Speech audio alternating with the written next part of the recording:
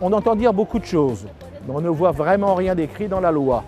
Moi, ce que je sais, je ne pense pas, d'après les informations que j'ai, que les avantages pour les retraités seraient retirés malgré que la population le demande, parce qu'elle trouve injuste qu'elle paye des impôts et que le retraité étranger ne paye pas. Bon, il faut savoir qu'ils sont limités à 10 ans et que les retraités étrangers, enfin en ce qui concerne les Français qui étaient fonctionnaires, n'auraient, d'après mes connaissances, pas le droit d'avoir des avantages fiscaux qui seraient payés directement en France. Je crois les impôts, ils payent directement en France.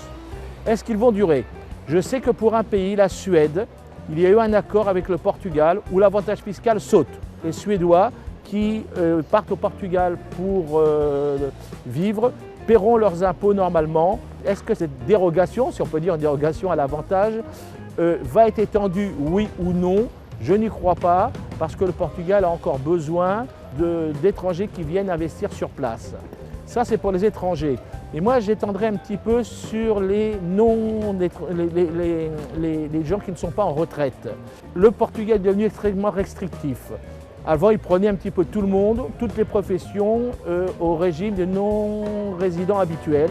Au jour d'aujourd'hui, ils ont restreint la liste de façon drastique. Il y a des professions qui sont trop nombreuses au Portugal.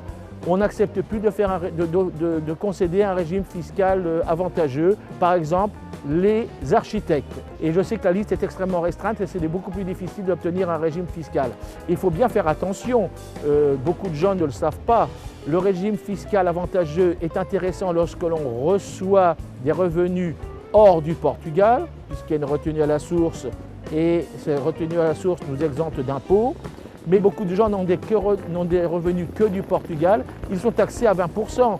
Alors si ce sont des petits salaires dont l'impôt serait inférieur à 20%, on n'a aucun intérêt à demander un régime fiscal de non-résidents habituels. Mais au jour d'aujourd'hui, il n'y a pas de visibilité sur le fait que ça va disparaître, ça va être modifié, ça va être amélioré, on n'en sait rien.